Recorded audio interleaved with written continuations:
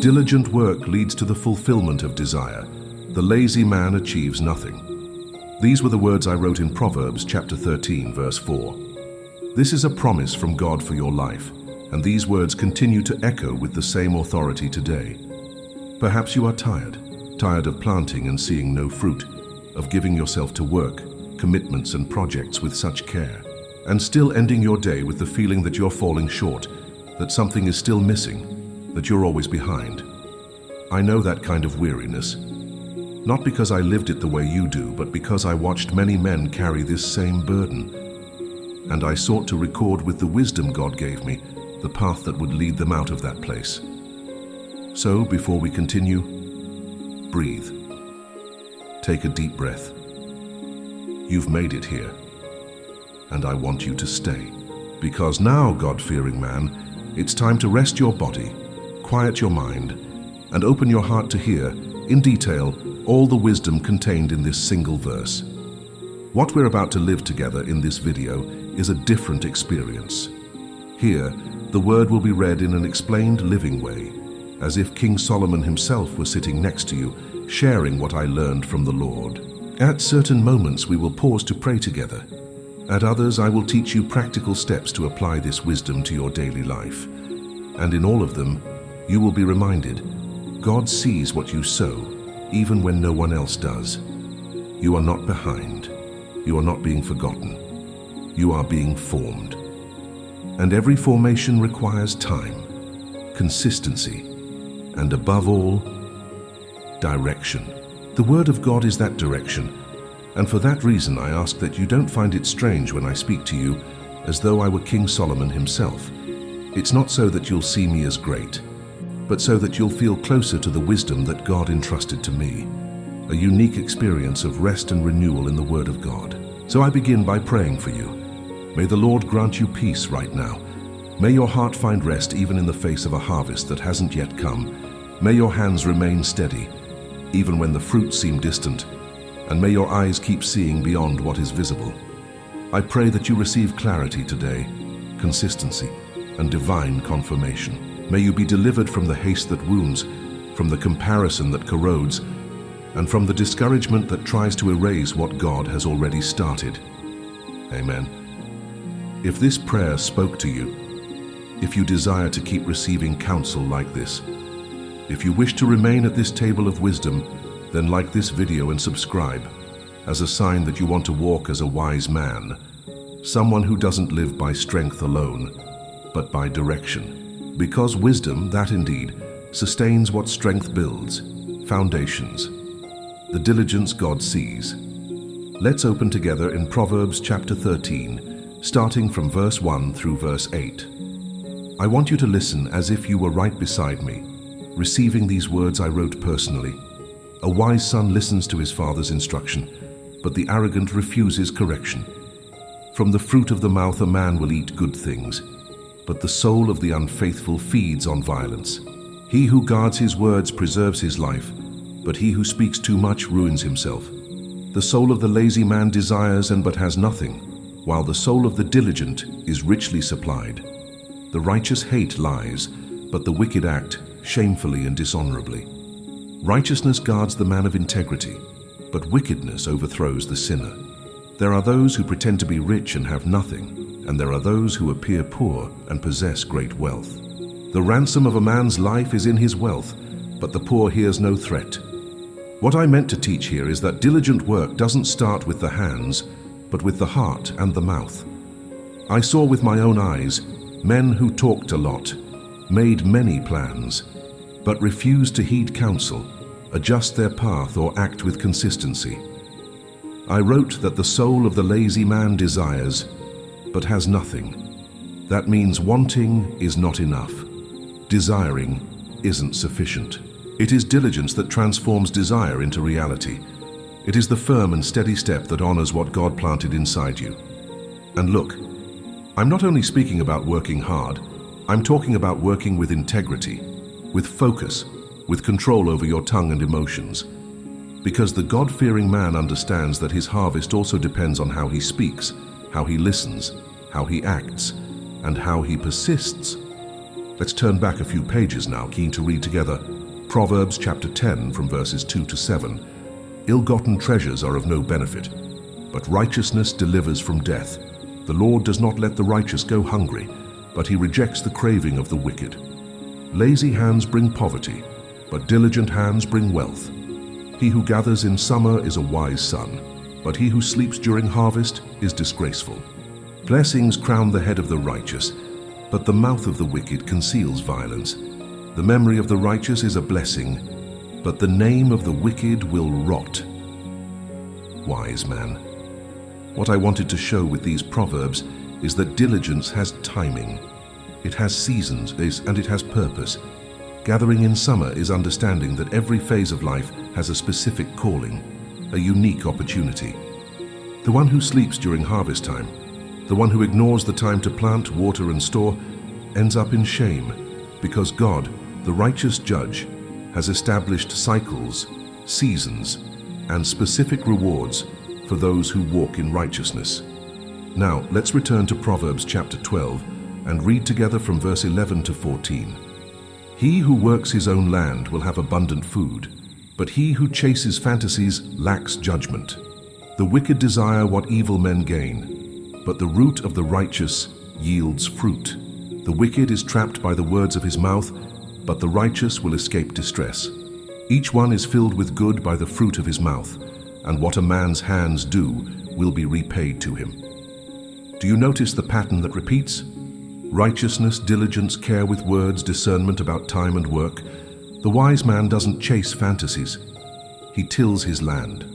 He understands that true nourishment comes from what is cultivated with effort, patience, and righteousness. And this is where many fail without realizing it.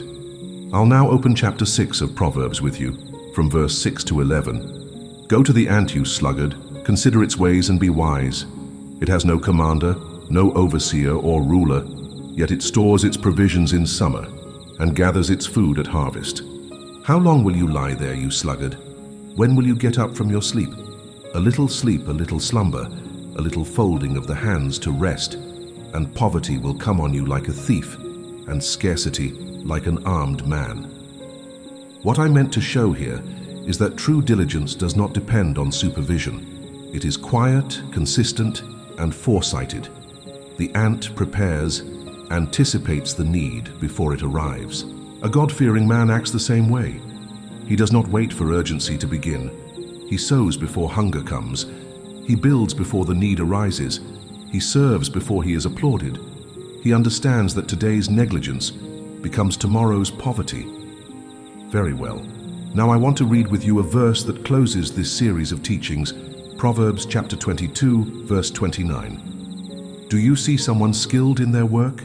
They will serve before kings. They will not serve before obscure men. What I meant here is simple, yet profound. Excellence is what distinguishes a diligent man. The one who works with precision, focus, and commitment becomes worthy of trust. And God, who is the King of Kings, places that man in places of honor. The diligence God sees is the kind practiced even when no one is watching. It does not seek a stage, it seeks purpose. This kind of diligence opens doors before kings. Now that you've listened and received these teachings, I want to guide you to reflect with me on a quiet, yet very common mistake. Let's go together. The most common mistake among those who call themselves hardworking is to confuse motion with direction. To believe that doing a lot is the same as doing it right. But I tell you, God-fearing man, there is a difference between being busy and being diligent. The invisible error of haste, of anxiety disguised as effort, is a silent thief. Many are tired not because they work too much, but because they spend their lives chasing tasks not assigned by God. They never till their own land, never identify the field they're truly called to cultivate. They run, but don't advance. They fight, but don't build. And the reason? They never stop to discern. The ant, as I've taught you, acts wisely because it recognizes the season. It knows what to do and when to do it. It is not moved by desperation, but by vision. This is what the wise man must cultivate: focus and consistency. Instead of embracing 1,000 tasks that seem important, choose to till your land. And what does that mean in practice? It means clearly identifying 3 targets for your week. 3 seeds that actually move your life toward where God is calling you.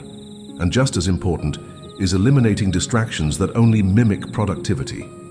Those commitments that seem urgent, but pull you away from your true mission. It is better to plant 3 seeds per week in fertile soil than to try and sow all over the field without focus, without order, and without rest.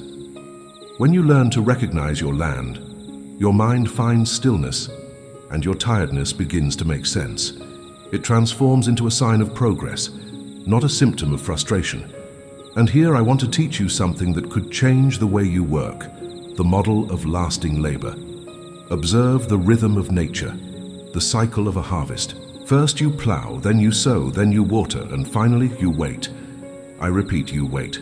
This last step is just as important as the first, because waiting for the God-fearing man is obedience. When you plant and trust, you are saying to God, I've done my part and now I trust yours. That wait is not passive, it is watchful, it is faithful, it is confident. In practice, I want to guide you to build a weekly routine of diligence. Organize your week into focus blocks. Define 3 meaningful actions each day, and at the end of the day, ask yourself, did I finish with more peace than I started with? If the answer is yes, then you are on the right path. Peace at the end of the day is the mark of healthy diligence, not euphoria, not exhaustion, but peace. And peace is a friend of wisdom. I'll now open the word with you again. I want you to hear these words as fatherly advice, as if we were sitting together at sunset, talking about what really matters. Let's go now to the book of Ecclesiastes, chapter 3, verses 9 to 15. What do workers gain from their toil? I have seen the burden God has laid on the human race. He has made everything beautiful in its time. He has also set eternity in the human heart. Yet no one can fathom what God has done from beginning to end. I know that there is nothing better for people than to be happy and to do good while they live, that each of them may eat and drink and find satisfaction in all their toil. This is the gift of God. I know that everything God does will endure forever. Nothing can be added to it and nothing taken from it. God does it so that people will fear him. Whatever is has already been, and what will be has been before, and God will call the past to account. What I want to show you here is that there is a right time for everything. The wise man knows this, and therefore works with respect. Respect for time, respect for process, respect for pace. God makes everything beautiful in its time. To try to rush what has not yet arrived is to dishonor what he is doing now. Let's now go to Ecclesiastes chapter 5, from verses 18 to 20. This is what I have observed to be good, that it is appropriate for a person to eat, to drink, and to find satisfaction in their toilsome labor under the sun, during the few days of life God has given them. For this is their lot. Moreover, when God gives someone wealth and possessions, and the ability to enjoy them, to accept their lot and be happy in their toil, this is a gift of God. They seldom reflect on the days of their life, because God keeps them occupied with gladness of heart. What does this mean, God-fearing man? That rest is not a sin, it's part of the harvest. Enjoying the fruit of labors is a blessing. The mistake is to give in to comfort too soon, or to deny yourself rest even after the work has been done. There is balance. There is time for everything. There is wisdom in knowing when to stop. Now I want to quote a psalm written by my father David, chapter 37, verses 23 to 26. The Lord makes firm the steps of the one who delights in him.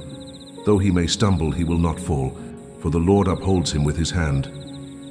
I was young, and now I am old, yet I have never seen the righteous forsaken, or their children begging bread.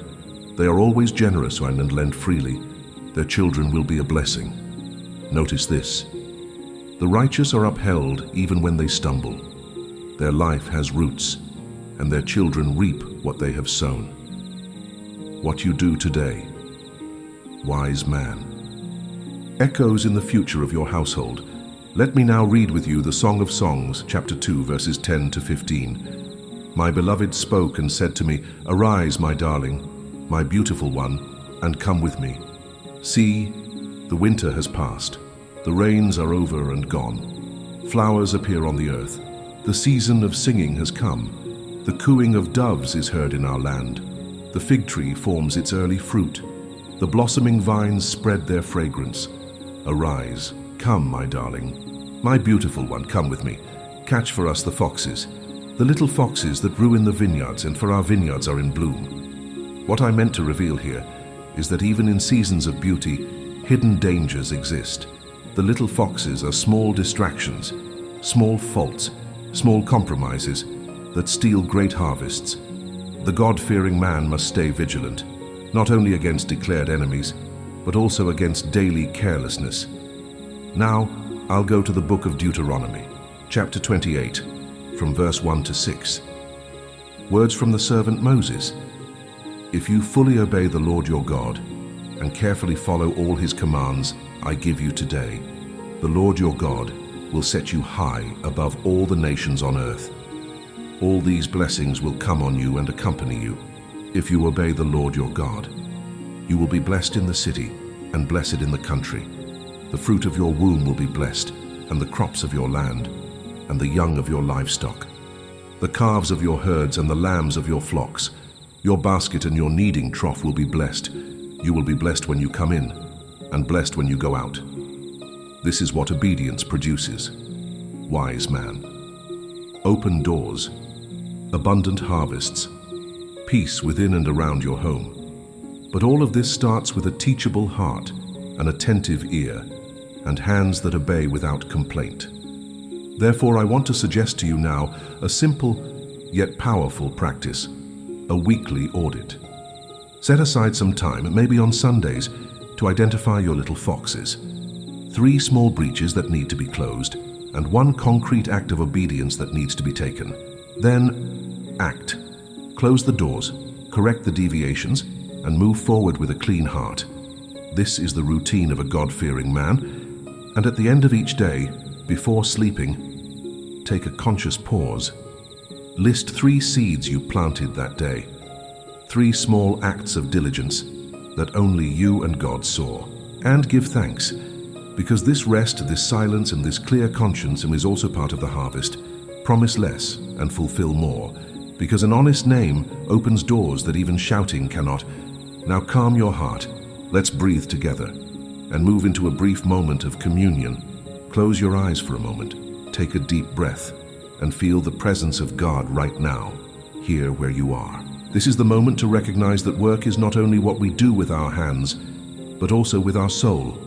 Give thanks, God-fearing man, for the effort already made, for the seeds you sowed even without applause, for the nights you persevered without seeing results. Now surrender your anxieties, surrender your expected outcomes, your worries. Commit your ways to the Lord who sees all. If you prefer, you can pause this video now for your moment of communion. In the comments below, I want to invite you to open your heart if you wish. Make a prayer request, write your name, and the challenge you're currently facing at work or in your field of sowing. This connects us. This creates a network of faith and intercession among men and women who fear the Lord. And if you read a comment with a prayer request from another brother or sister, say a prayer and reply confirming you prayed for them. Because together, we are stronger before God. You are at the table of counsel, and the Lord is among us. Let's continue. When results delay, faithfulness versus haste. Let me tell you something many don't like to hear, but that completely transforms the life of a God-fearing man. It's not isolated effort, nor momentary hustle that brings abundance. It's planning, true planning, the kind born from diligence, not haste. Let's read together now the book of Proverbs, chapter 21, starting at verse 5 through verse 8. The plans of the diligent lead to profit, as surely as haste leads to poverty. A fortune made by a lying tongue is a fleeting vapor and a deadly snare. The violence of the wicked will drag them away, for they refuse to do what is right. The way of the guilty is devious, but the conduct of the innocent is upright. Do you understand what I said here? What I meant to teach was that God honors planning, not rushing. When a man sits down and brings order to his plans, God finds room to act. But when that same man runs without direction, trying to solve everything with his own strength, he falls into the trap of haste. And haste, I tell you, is a cousin of poverty. It promises shortcuts, but delivers ruins. It whispers, if you don't hurry, you'll lose everything, but leads you to a place where nothing can stand. Let's move now to Proverbs chapter 20, from verse 17 through 22. Food gained by fraud tastes sweet to a man, but he ends up with a mouth full of gravel. Plans are established by seeking advice, so if you wage war, obtain guidance. A gossip betrays a confidence, so avoid anyone who talks too much. If someone curses their father or mother, their lamp will be snuffed out in pitch darkness. An inheritance claimed too soon will not be blessed at the end. Do not say, I'll pay you back for this wrong. Wait for the Lord, and he will avenge you. Wise man. What this means is that not every open door was opened by God, and not every fast result is a blessing. Food gained by fraud may seem sweet at first, but soon turns to gravel in your mouth. That's why you need to learn to wait. And waiting here doesn't mean doing nothing. It means rejecting the urge to retaliate, to justify yourself, to manipulate situations to get what you want. Waiting on the Lord means trusting that the right harvest comes at the right time, and that the blessing of God adds no sorrow. Let's continue now with Proverbs chapter 28, verses 18 to 20, and also verse 22. Whoever walks in integrity will be kept safe, but whoever follows crooked paths will be exposed. Those who work with dedication will have abundance, but those who chase after quick riches will fall into traps. A faithful man will be richly blessed, but one eager to get rich will not go unpunished. The greedy chase after wealth, not knowing that poverty will come upon them. Do you understand? The God-fearing man does not pursue wealth with desperation. He pursues faithfulness. He knows that integrity protects, that consistency builds, and that haste destroys. Haste is a choice, so is faithfulness. And it is this choice, day after day, that determines whether you will reap or lose what you have sown. Now let's go to Ecclesiastes, chapter 7, from verse 8 to 12. The end of a matter is better than its beginning, and patience is better than pride. Do not be quickly provoked in your spirit, for anger resides in the lap of fools. Do not say, why were the old days better than these? For it is not wise to ask such questions.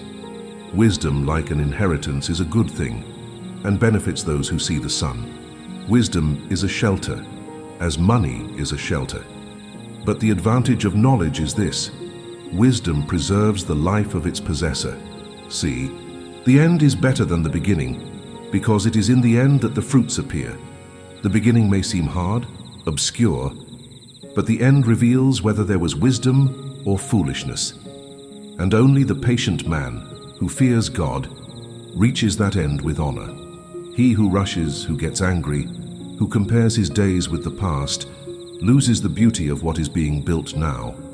Wisdom, that indeed is a shield, protection, and life. Money may protect, but only wisdom preserves the soul. Now I want to read with you one of the most profound songs about love and truth, Song of Songs, chapter 8, verses 6 and 7. Place me like a seal over your heart, like a seal on your arm, for love is as strong as death, its jealousy unyielding as the grave.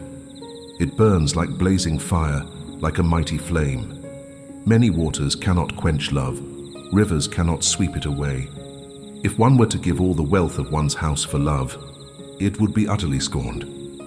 God-fearing man, this is the essence of true covenant: love, faithfulness, patience.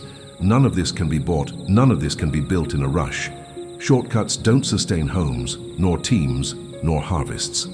What sustains is the commitment made before God, the consistency, the fire that burns but does not destroy. Now listen closely.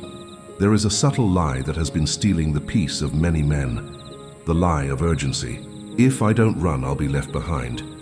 If I don't post more, sell more, do more, I'll be forgotten. That is a trap. That is deception. The wise man is not guided by the standards of social media, but by the standards of heaven. He does not compare his season with another man's. He recognizes his time and honors what he is living now. If this speaks to you, I want to propose a personal covenant with God. Practice 90 days of silent diligence. Work without seeking applause, without tracking metrics, without depending on external validation. Be accountable only to the Lord, and keep a journal. Write your seeds, your small harvests, your adjustments. At the end of those 90 days, you'll see that something has changed, you. And when a man changes, everything around him begins to change as well. And when the path seems cloudy, when you can't see the next step, remember this: the wise man works in the fog. He doesn't stop because he can't see. He continues because he trusts. Lack of visibility is not lack of direction, it's training. Training in faithfulness. The God-fearing man learns to walk by faith, not by the approval of men. Set process goals, not vanity goals. Count hours of dedication, not likes. Count deliveries made, not compliments received. And review your intentions every 15 days. Assess not only what you did, but how you did it, with what spirit, with what purpose. If your fruits are growing in quality, if your mistakes are decreasing, if your peace is increasing, then you're not stuck. You're being shaped. And that, my brother, is the sign that God is working with you. Let's now open Proverbs chapter 3, starting from verse 13 to 18. Blessed is the one who finds wisdom, the one who gains understanding, for she is more profitable than silver, and yields better returns than gold. She is more precious than rubies. Nothing you desire can compare with her. Long life is in her right hand. In her left hand are riches and honor.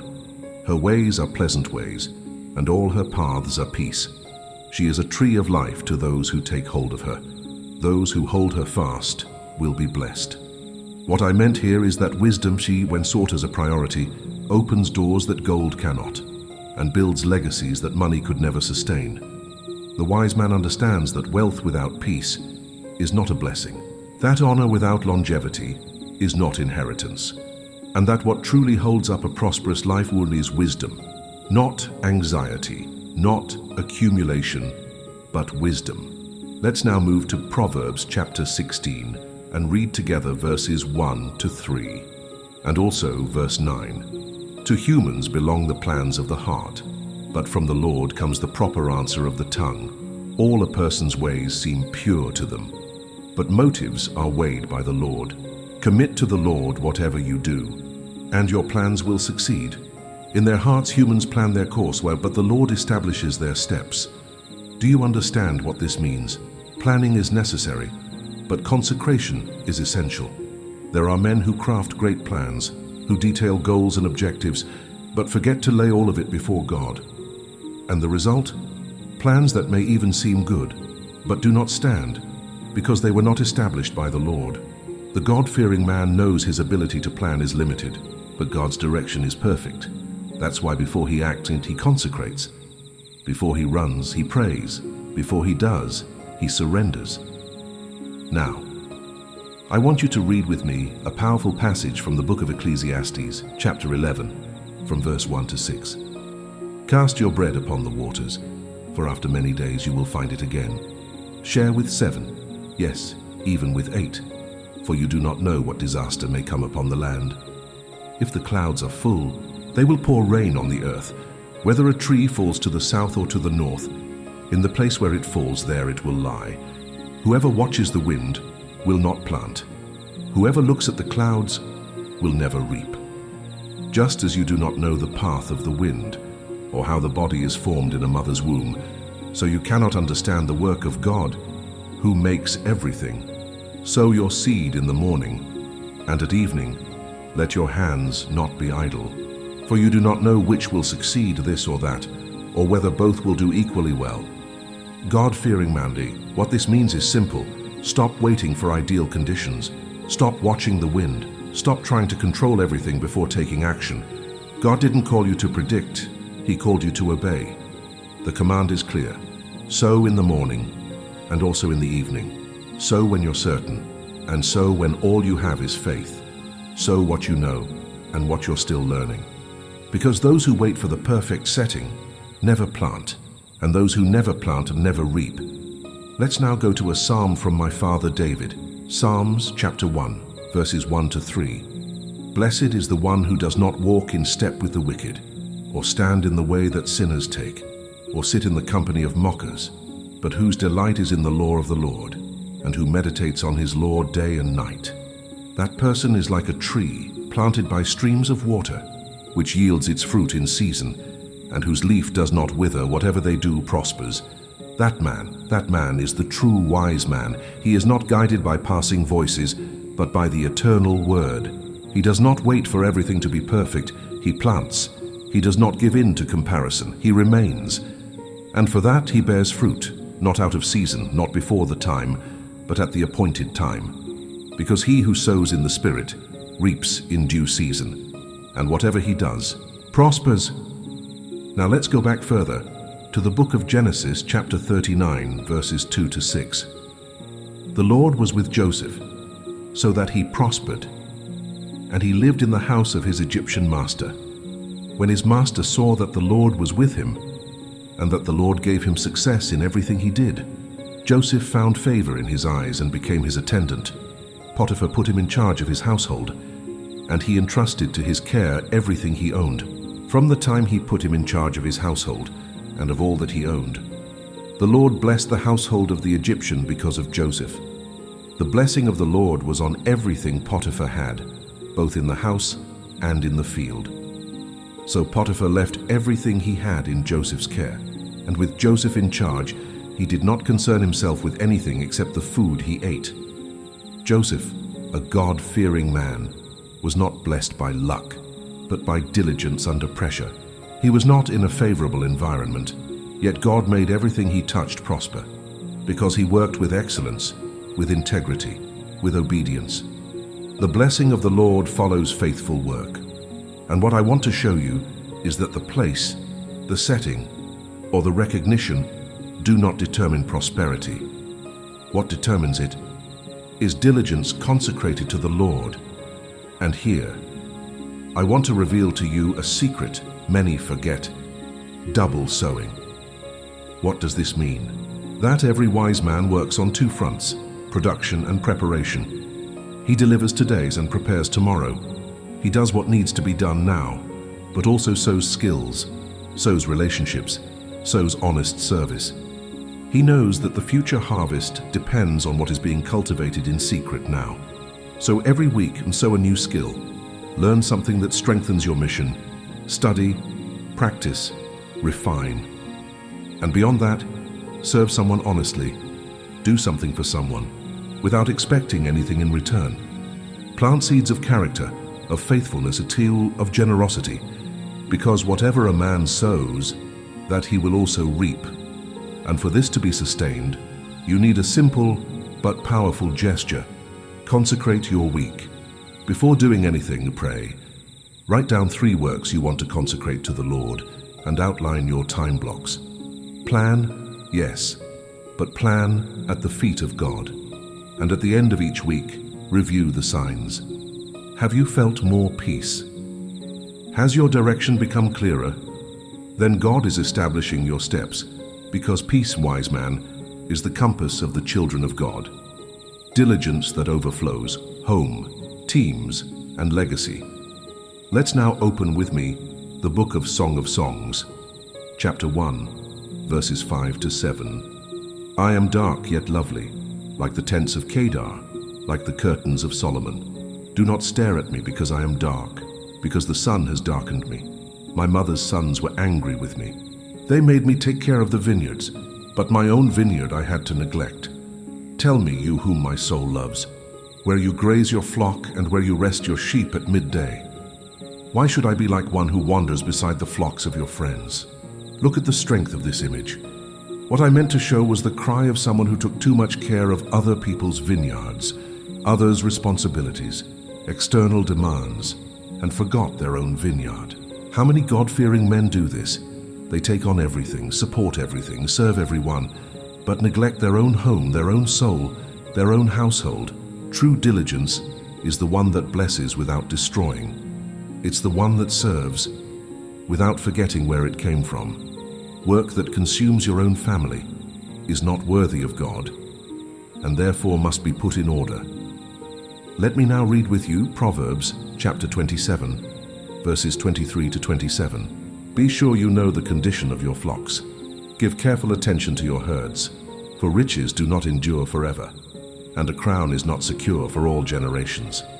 When the hay is removed and new growth appears, and the grass from the hills is gathered in, the lambs will provide you with clothing, and the goats with the price of a field. You will have plenty of goat's milk to feed your family, to nourish your household, and to sustain your servant girls. What I teach you here is simple. Maintenance comes from vigilance, and provision comes from care. The wise man doesn't assume that things will stay well just because they are well today. He checks the state of his flocks. He knows his household. He observes his wife, his children, his team. He doesn't lead by instinct, but by presence. He doesn't manage by yelling, but by consistency. The abundance that lasts is the one preceded by attentiveness. Now let's read Proverbs 15, verses 1 to 4. A gentle answer turns away wrath, but a harsh word stirs up anger. The tongue of the wise adorns knowledge, but the mouth of fools gushes folly. The eyes of the Lord are everywhere, keeping watch on the wicked and the good. The soothing tongue is a tree of life, but a perverse tongue crushes the spirit. What this means is that God-fearing man, diligence is not haste, it is presence. It's not just about producing, it's about preserving. And one of the greatest ways to preserve relationships is through the way you speak. A gentle answer is strength, not weakness. The control of the tongue is the first sign of spiritual authority. Many men try to lead their homes through imposition when they should lead with gentleness, because gentleness is the shield of wisdom. Now I want to read with you a passage from Ecclesiastes chapter 4, verses 9 to 12. Two are better than one, because they have a good return for their labor. If either of them falls down, one can help the other up, but pity anyone who falls and has no one to help them up. Also, if two lie down together, they will keep warm. But how can one keep warm alone? Though one may be overpowered, two can defend themselves. A cord of 3 strands is not quickly broken. This here is covenant. This here is family.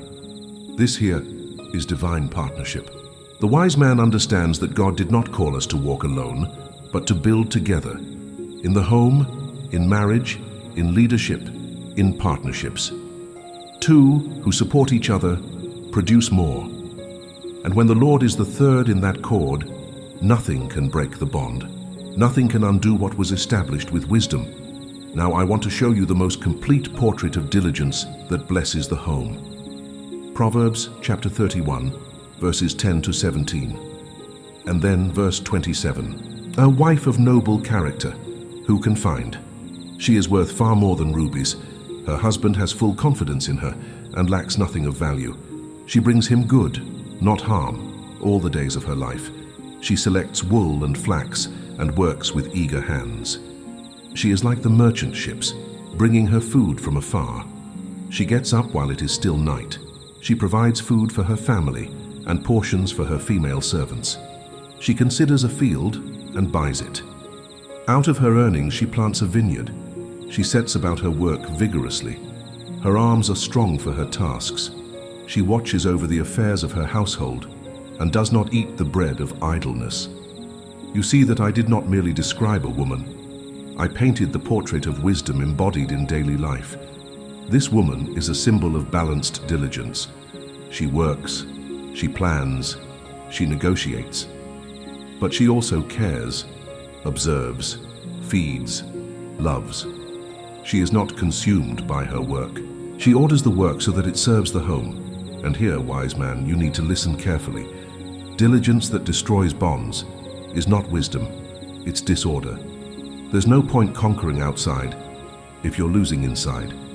There's no point building companies if your family table is empty. That's why I want to encourage you to something practical and powerful. Establish a presence agenda. Yes, presence. Set aside screen-free time at the table. Schedule 2 intentional conversations each week with your wife, your children, or those who share life with you. Because the condition of your flock begins at home, and what you do not inspect with care, over time consumes. And remember, diligent leadership is service. Leadership that builds begins with humility.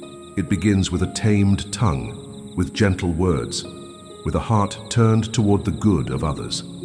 Begin today a ritual of honor in your home. Praise with specificity, correct with gentleness, and reconcile quickly. Don't go to sleep with unresolved matters. Don't prolong misunderstandings. Don't feed small distances, because it is with simple and repeated gestures that a God-fearing man sustains his household. Now I want you to read with me one of the hardest and most real portraits I've ever written. Proverbs chapter 24, verses 30 to 34.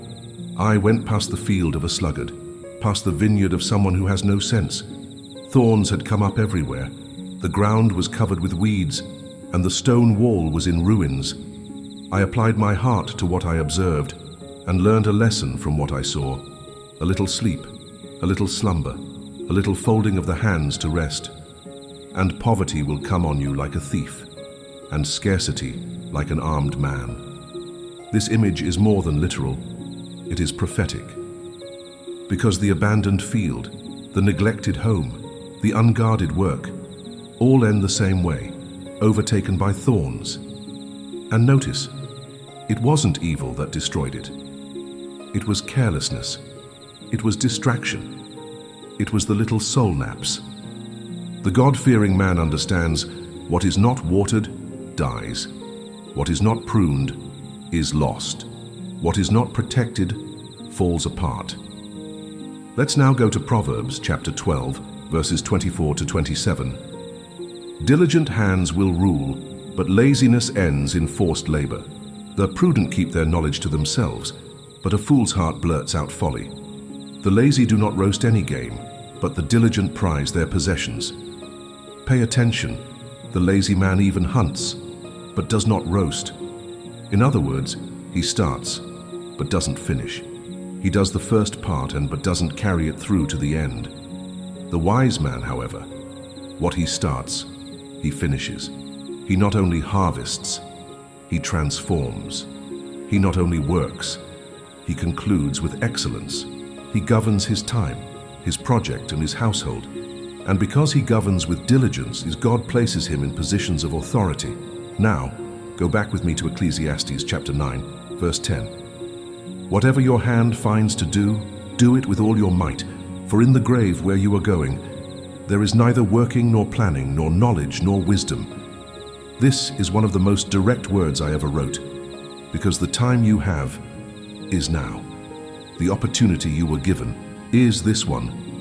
And whatever is within your reach must be done with everything in you, with strength, with care, with focus. Don't wait for perfect motivation or the most beautiful season. The work of the wise man is driven by the awareness that time is now and eternity is watching. Now I want to read with you a song from my own hand, Psalms chapter 127, verses 1 to 5. Unless the Lord builds the house, the builders labor in vain. Unless the Lord watches over the city, the guards stand watch in vain. In vain you rise early and stay up late, toiling for food to eat, for he grants sleep to those he loves. Children are a heritage from the Lord, offspring a reward from him. Like arrows in the hands of a warrior, are children born in one's youth. Blessed is the man whose quiver is full of them. They will not be put to shame when they contend with their opponents in court. Here lies the balance, the foundation, the direction. The Lord is the center. If he doesn't build, all labor is in vain. If he doesn't guard, all effort falls apart. That's why the God-fearing man works with diligence, but builds with dependence. He doesn't replace prayer with effort, nor effort with prayer. He joins both, walks with both, lives by the word and by action. And the children? The children are an inheritance. They are arrows. They are legacy. And what you do with them. What you teach and what you demonstrate with your life, all of this will become your name in another generation. That's why take good care, teach with diligence, be present with intentionality, because the greatest field God gave you to cultivate is inside your house. Now let's close this section with Deuteronomy chapter 6 verses 5 to 9. You shall love the Lord your God with all your heart, with all your soul, and with all your strength. And these words which I command you today shall be in your heart. You shall teach them diligently to your children, and shall talk of them when you sit in your house, when you walk by the way, when you lie down, and when you rise up. You shall bind them as a sign on your hand, and they shall be as frontlets between your eyes.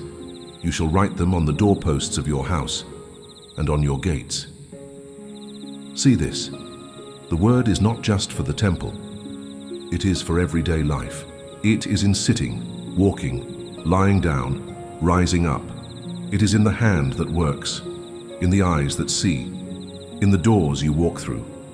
True diligence is spiritual, practical, continuous.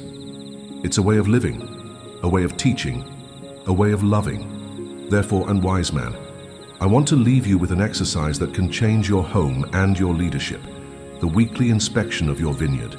Every week, observe your home, your business, your relationships. Identify 3 small prunings, a delay to correct, a miscommunication to clarify, a promise to fulfill. Because the weeds come in through neglect, but they are cast out through vigilance. And beyond pruning, map out your legacy plan. In the next 12 months, decide to pass on 2 skills you have mastered to your children or your team. Keep a journal of God's acts and provisions, because memory feeds faith. And hold a monthly meeting at home to review together the state of the flocks, with sincerity, honor, and reverence. This is the kind of wisdom that does not die with a man, but lives on in those who come after him. The 3-strand cord is not easily broken, because when God is at the center of the work, the home, and the decisions, everything is strengthened, everything aligns, everything blossoms. Close your eyes with me one more moment, and now present before God your home, your work, your team, your relationships, everything He entrusted to you, every space, every responsibility, every name. Tell the Lord that you desire to be a wise man, a God-fearing man, one who is not distracted by haste, nor lost along the way. You can pause this video if needed. This is a moment of communion for you. From now on, in the comments below, write a commitment of diligence for this week. It can be something simple, but that you know you've been postponing. It can be a task, a conversation, an attitude, or even a testimony from your life that could strengthen someone else's faith. This is a safe space, free of judgment. Every wise man only wishes to encourage and inspire other brothers. And if you find a prayer request among the comments, pray for them. Write a word of encouragement, even if brief, because this community is not made of spectators, but of fellow travelers on the same journey. You are at the table of counsel, and the Lord is among us. The path of the wise man before God. The sluggard craves and gets nothing, but the desires of the diligent are fully satisfied. This is written in Proverbs chapter 13, verse 4. And it's with this truth that we began this entire conversation. And now, after everything you've heard, everything we've read together, everything we've reflected on, it's time to keep 3 simple keys that seal this wisdom into the heart of a God-fearing man. First, practice. Remember to plow your land, to sow daily, to eliminate the little foxes that steal your fruit. The diligence that God honors is the one that turns intention into action. Second, purpose. As I wrote in Ecclesiastes, there is a time and a way for every purpose under heaven. And when you respect that time, and when you don't rush in on but endure, you learn to enjoy what you're building as a divine gift, not just a result of effort. Third, relationships. The first vineyard is your home. Relationships are your field, and no work is worth it if it's not built upon the peace of home, honor, presence, and faithfulness in the small things.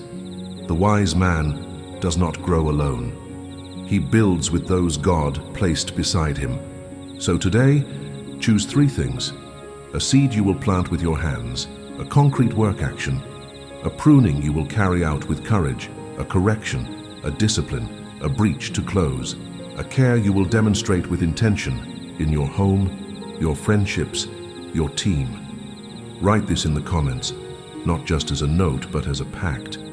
What is made in front of witnesses is harder to forget and easier to fulfill. And stay with us on this journey, because this is just one of many tables of counsel we have prepared. The word sustains, diligence fulfills, and the Lord establishes the steps of the righteous.